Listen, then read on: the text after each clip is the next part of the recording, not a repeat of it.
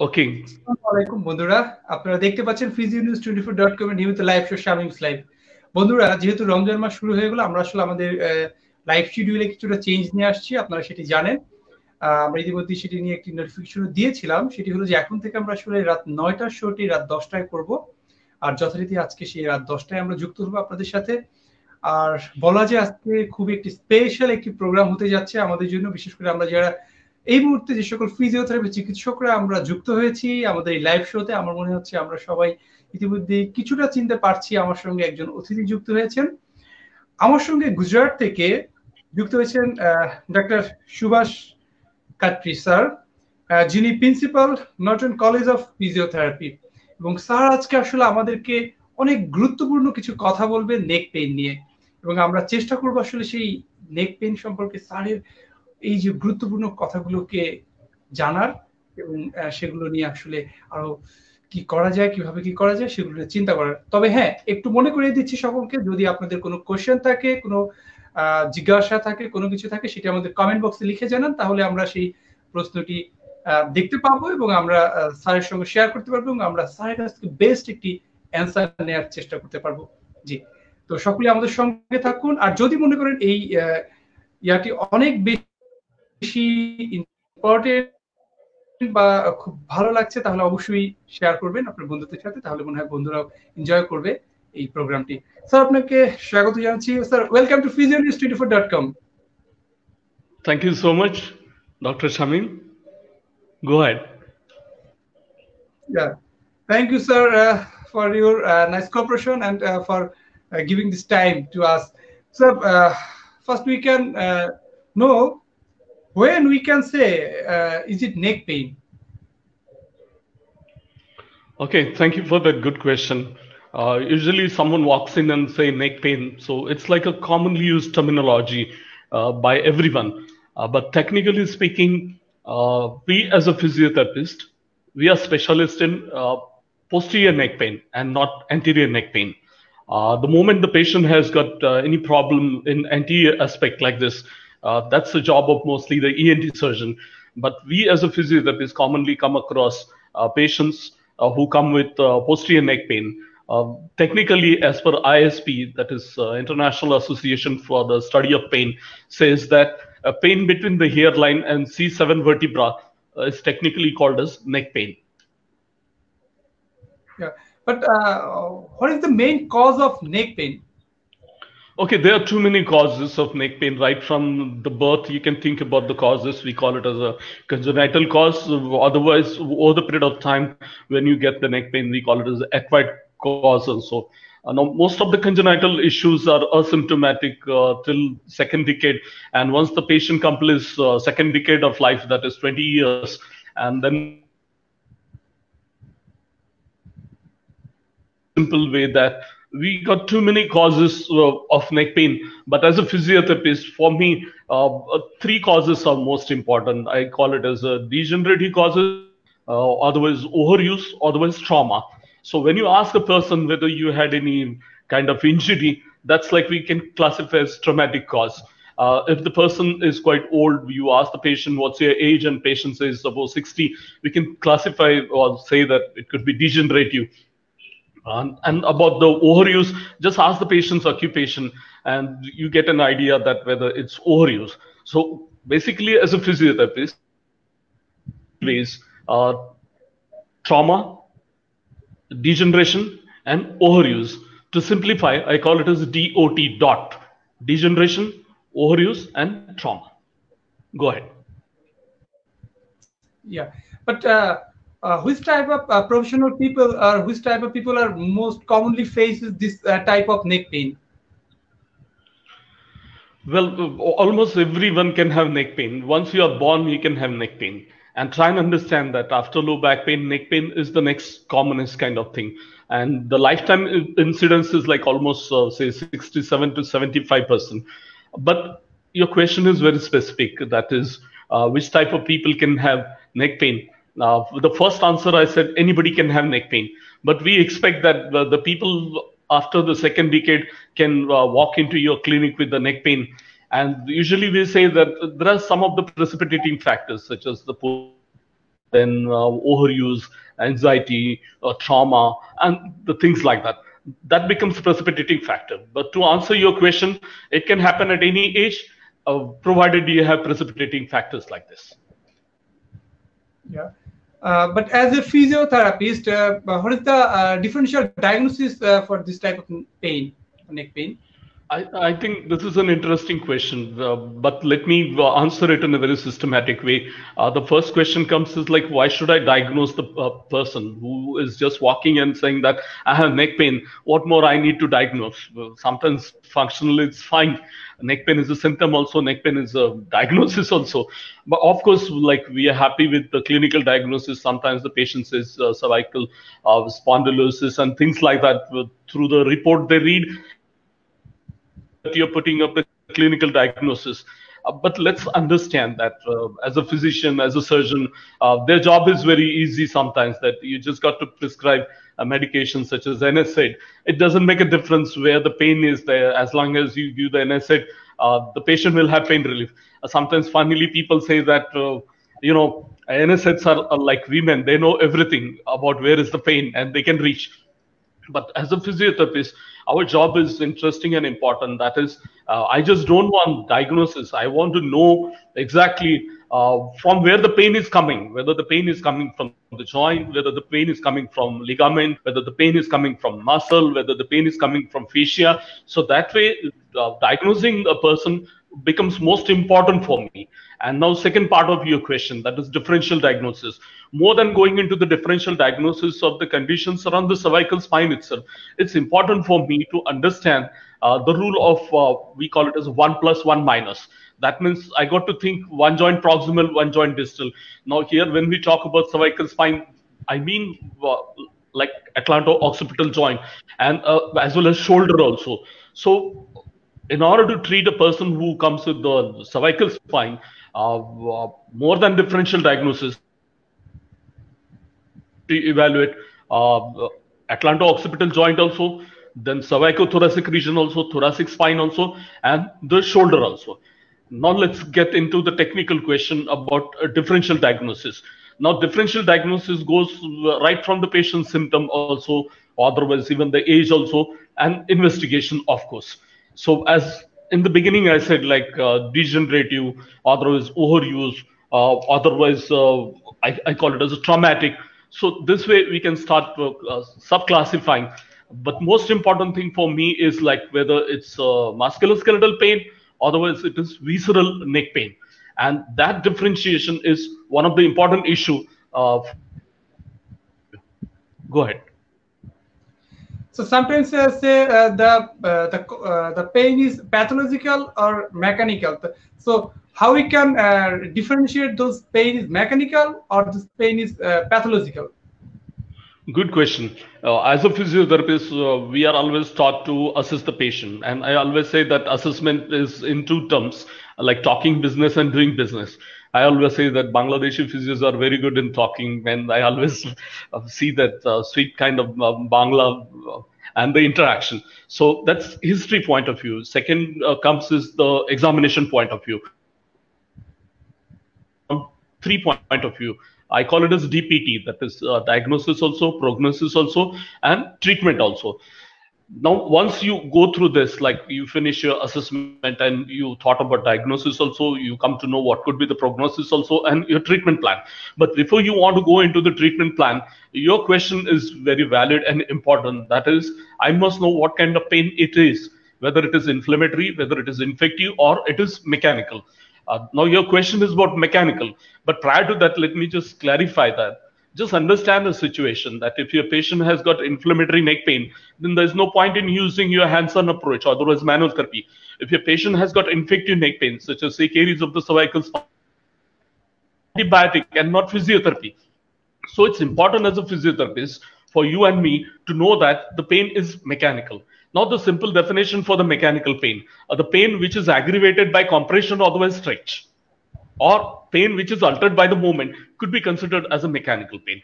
Now let me just give a simple example. Say this is my index finger and I push it like this. When I push it, I get pain.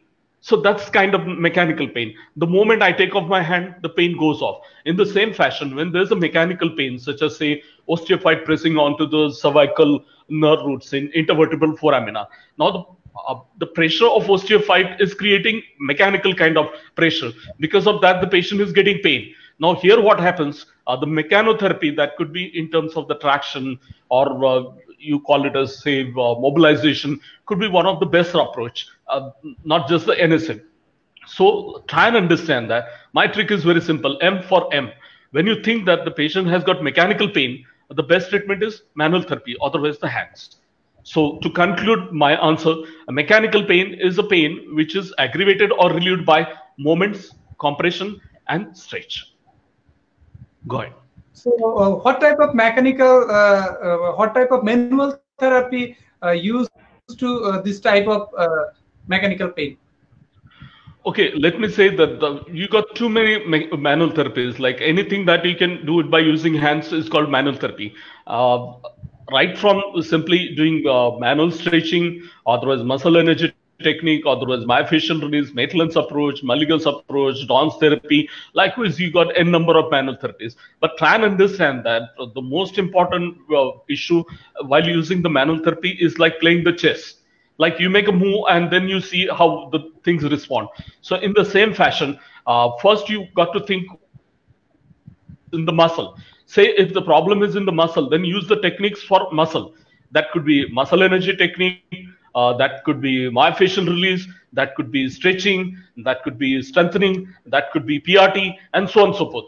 If the problem is in the ligament, then I can use the techniques for the ligament, such as the ligament balance technique. Problem is in the joint, then the perfect treatment could be even mobilization also. So try and understand that use of manual therapy depends on what the patient responds to you. To answer you, there are more than hundreds of manual therapies. That's it. Go ahead. Thank you, sir. But in the other hand, we can also use in electrotherapy. Then when we can use electrotherapy or electrical modalities, and which type of electrical modalities we can use? Very good question. Like, in fact, I'm happy that you asked this question. Most of the time, the people do ask, like, should I use manual therapy or should I use electrotherapy? And first question, that's a funny way to answer the question also. I say, tell me whether your left hand is important or right hand is important. And obviously, everyone says both the hands are important. So likewise, as a physiotherapist, for me, electrotherapy is also important and manual therapy is also important. Let's go back to our previous models, such as inflammatory, mechanical, and say infective. Infective is out of the question. Now the question comes is, if it is inflammation, we don't have any manual therapy that can reduce the inflammation. So whenever you suspect associated inflammatory kind of the change also, you need to keep using, say, modalities as well as medication. So let's come to the question. Any pain, one has two options. One is use the hands, second is use the electrotherapy. Now that also depends on whether the patient has got acute, subacute, otherwise chronic problem. Accordingly, best bet is using transcutaneous electrical nerve stimulation, otherwise interferential therapy, in order to get the immediate effect. And the evidence suggests that for the chronic pain, interferential one of the better option, and for acute, it is transcutaneous electrical nerve stimulation is a best approach. So now let me answer your question. Imagine that your patient is going through acute, subacute, or chronic phase, otherwise say inflammatory phase, otherwise we call it as a kind of say healing phase, otherwise repair phase, and remodulation phase. So in all these three kind of phases also, one can use electrotherapy. That could be starting in very acute cases where the patient's problem is less than 72 hours. One can think about it. Now let me answer in very simple way. I say just check the local temperature, and if you feel that the local temperatures increase, if you feel hot, you put cold, and if you feel cold, you can put hot, and in between you can think about the currents. So right now you got three options, such as cryotherapy, thermotherapy, and electrotherapy. Now in very acute cases, one can think about cryotherapy. Say subacute and chronic, one can think about the heat therapy. And in case the patient has got neurological symptoms such as radiating pain, one more option is using TENS as well as interferential therapy. Thank you. Go ahead. Thank you sir. আমাদেরকে যারা দেখতে পাচ্ছেন, আমাদের সঙ্গে অনেকেই কিন্তু যুক্ত আছেন, আমরা দেখতে পাচ্ছি। যারা আমাদের সঙ্গে যুক্ত আছেন তারা তাদের যদি কোনো প্রশ্ন থাকে, কোনো জিজ্ঞাসা থাকে, তাহলে কিন্তু কমেন্ট বক্সে লিখে জানান। কারণ আমরা আসলে আজকে আমাদের স্পেশাল একজন অতিথির সঙ্গে আমরা কথা বলছি এবং আমরা জেনে নেওয়ার চেষ্টা করছি কিন্তু নেক পেইনের বিভিন্ন দিক সম্পর্কে, বিশেষ করে যে সকল ফিজিওথেরাপি চিকিৎসকরা আমাদের সঙ্গে যুক্ত রয়েছেন, আমরা অনেকেই দেখতে পাচ্ছি। তারা তাদের যদি কোনো প্রশ্ন থাকে, কোনো জিজ্ঞাসা থাকে, তাহলে কিন্তু আমাদের লিখে জানান। আমরা সেই প্রশ্নগুলোর উত্তর দেওয়ার চেষ্টা করব স্যারের কাছ থেকে। Sir, another question is palpation technique. Sometimes a physiotherapist say to use palpation technique. Then what is the palpation technique and when we can use the palpation technique? Good question. Remember that palpation, am I understanding it perfectly? Palpation, you mean to say? Was it palpation? Palpate. Okay. See, try and understand that using palpation is one of the best option when you are assessing the patient, and that becomes part of examination by touching the hand. And when you are using the palpation technique, you can check the local temperature, you can check the tenderness, you can check the tissue texture, you can go ahead with the tightness, contraction, deformity. You even in diagnostic ways also to find out which tissue is involved.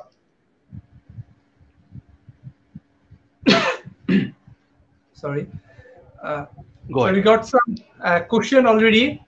So our question is how we, sir, how we can quick differentiate pain from fascia and muscle? Okay, good question. The name is Mahasingh. Okay, fine. Thank you for asking that question. Let us put it in a simple way that when we are talking about fascia, basically we are talking about kind of inner tissue and contractile tissues. Okay, so try and understand that when patient walks in and patient just complains of pain on active movement, it suggests that muscle, otherwise contractile tissue is involved. And if you see that only the passive movement is painful, then in that case you can think about inner tissue involved. But inner tissue involves many more things, including the fascia also. So one of the option is by assessing the movement, and second one is by palpation itself. I mean to say deep palpation. Thank you, sir. We got another question from our of the senior physiotherapist. Then can ask, sir, I want to know about cervical traction. Okay, good question. I'll tell you. So try and understand that you got to think about cervical traction the moment your patient comes with radiating pain. Okay, so our rule is very simple. When the patient has got radiating pain, think about the traction. Second rule, whenever a distraction test is positive, you can think about the traction. The third one is whenever shoulder abduction test is positive, you can think about the traction. I call it as a SAD. So just try and understand that when you did the shoulder abduction like this and the patient feels comfortable, then also you can think about using the traction. So right now, try and understand that I told situations. When your patient has got radiating pain, think about traction. Second one is when your patient has got distraction test positive, think about traction. Third one is when shoulder abduction test is positive, think about the traction. So this is one part of it. Now the next part of it, how do I choose the traction? I always say that try and understand that our trick is SST. Whenever there's a spasm, choose static traction. So when there's a spasm, you should never, because you are irritating spasmodic muscles. So our trick is SST. When there's a spasm, use the static traction. Now the next part about the traction. Try and understand where the patient has got in upper cervical spine, middle cervical spine, or lower cervical spine. If your patient has got the problem of pathology in upper cervical spine, put the cervical spine in neutral position. Do not put any elevation, do not put any pillows, and so on and so forth. If the patient has got, say, problem in middle cervical spine, then you can give inclination of 30 to 40, say 1 pillow. And then if your patient has got lower cervical spine problem, you can put the inclination of 45 plus. And that giving the traction in neutral otherwise 15 to 30 degrees, otherwise 45 degree, depends on whether the patient has got problem in upper cervical, middle cervical or lower cervical. But let me tell you something, most of the problems are common C6 vertebra, 1 plus 1 minus. That means most of the time segment involved is C5, 6 and C6, 7. So in that case, pathology is in lower cervical spine.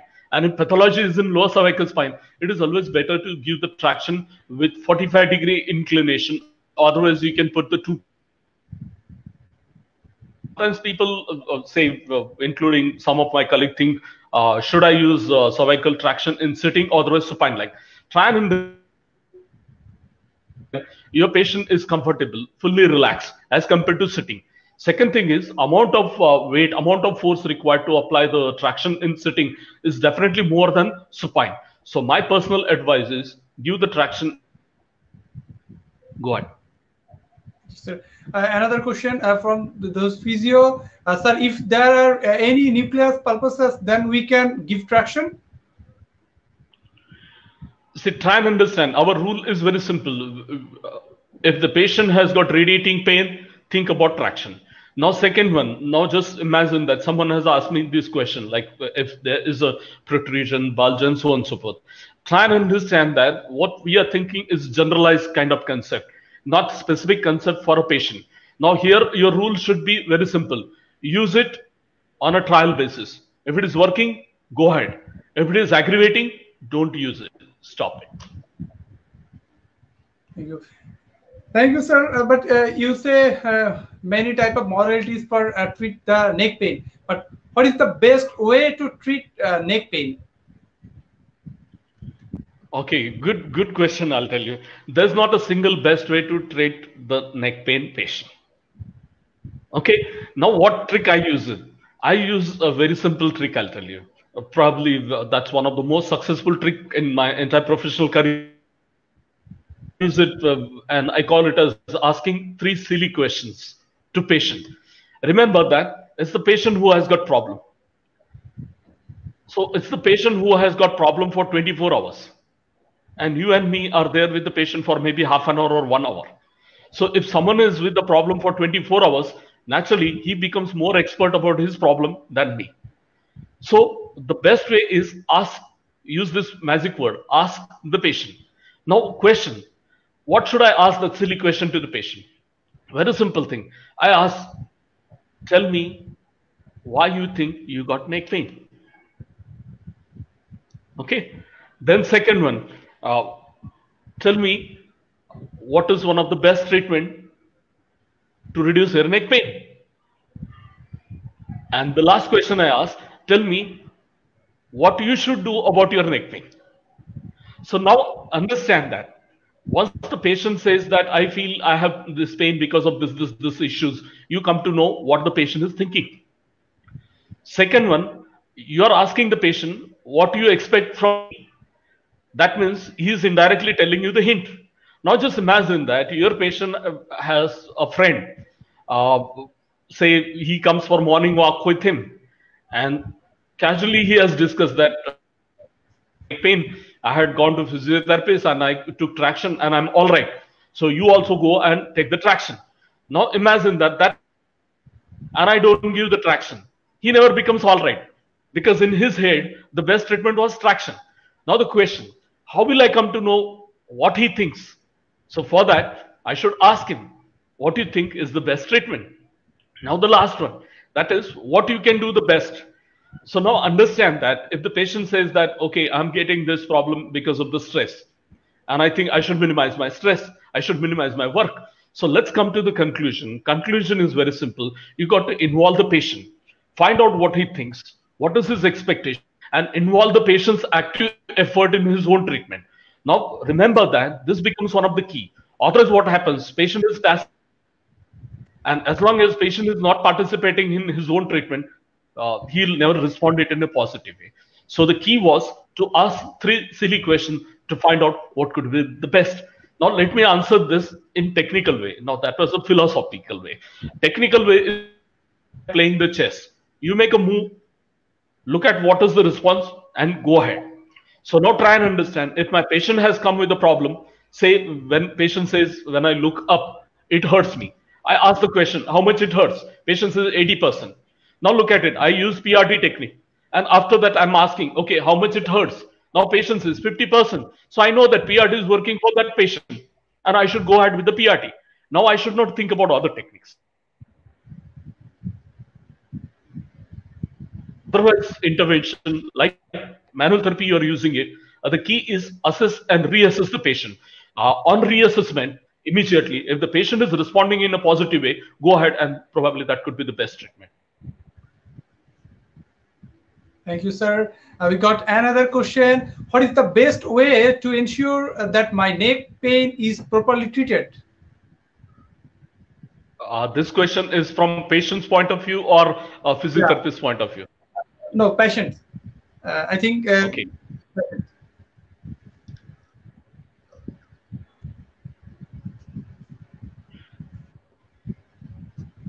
Okay. One of the best way is very simple. I'll tell you. The best way has to be the safest way.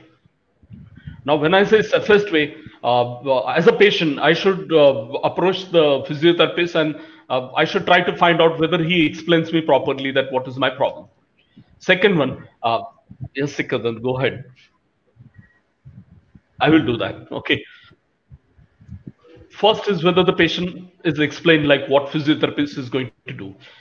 Next one is whether the patient's consent is taken. Third thing is whether there's a frequent assessment and reassessment. But the last point is very simple, I'll tell you. If you ask me as a patient also, instead of as a physiotherapist, what is the best way or who is the best person, I would say any physiotherapist by any treatment who reduces my problem is the best way. Go ahead. Yes, sir.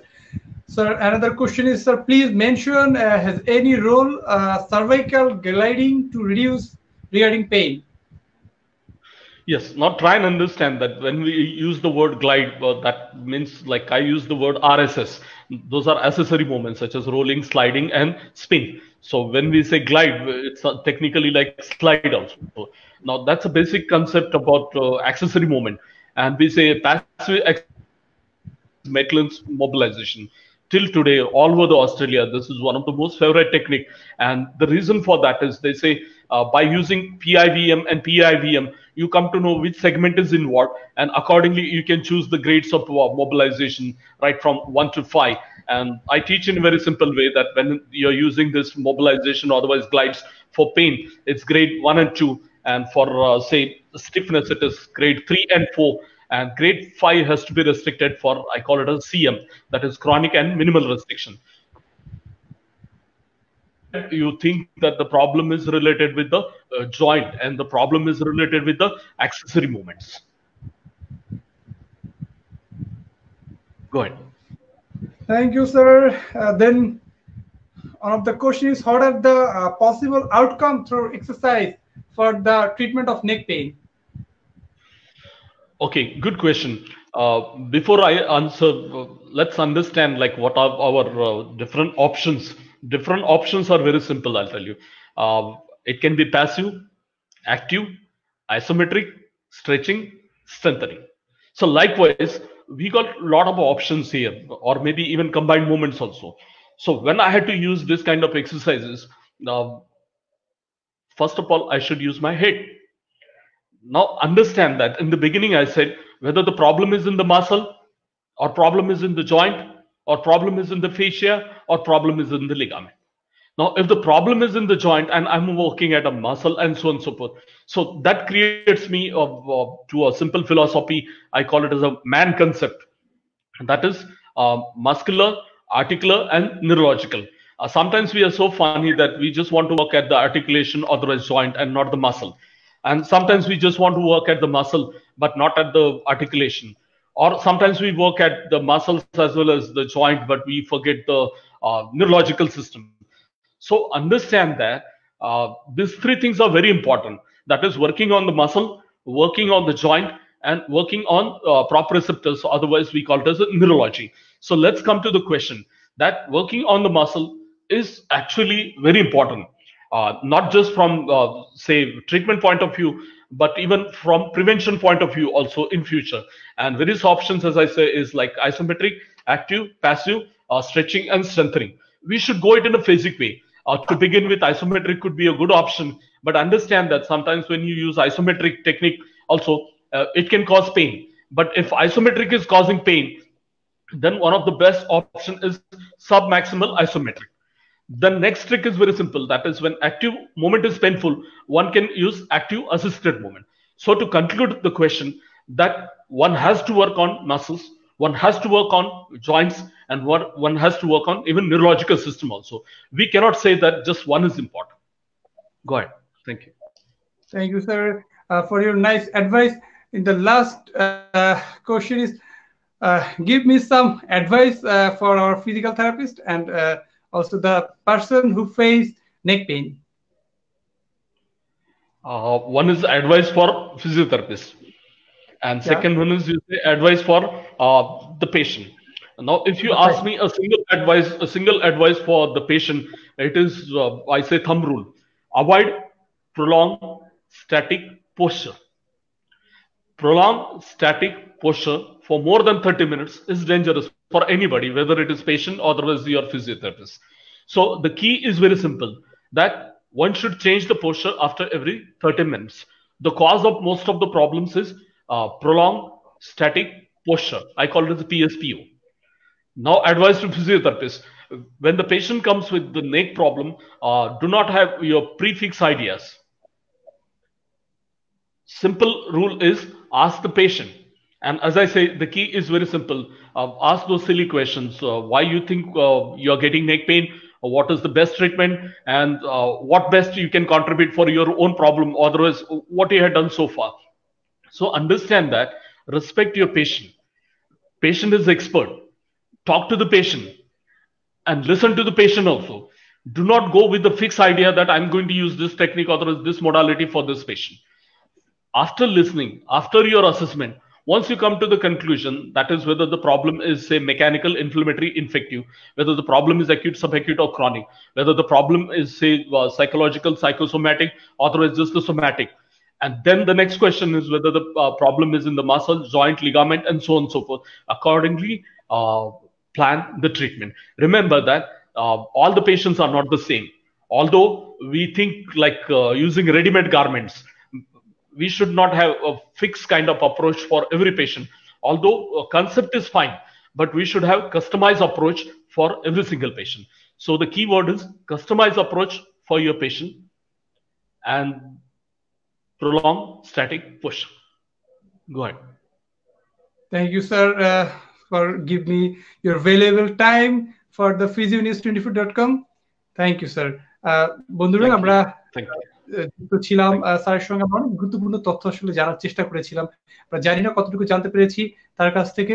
আমরা চেষ্টা করেছি আসলে নেক pain সম্পর্কিত কিছু diagnosis সম্পর্কিত কিছু কথাবার্তা শোনার, এবং পাশাপাশি আসলে কিছু টেকনিক এবং ট্রিটমেন্ট এবং আসলে কি করা উচিত কি করা উচিত না সবকিছুই আমরা কিছুটা কিছু করে অল্প অল্প করে আসলে জানার চেষ্টা করেছি। আমার মনে হয় সকলে কিছুটা হলো বুঝতে পেরেছেন বা সকলে কিছুটা উপকারে আসবে যে তথ্যগুলো আমরা জানার চেষ্টা করলাম।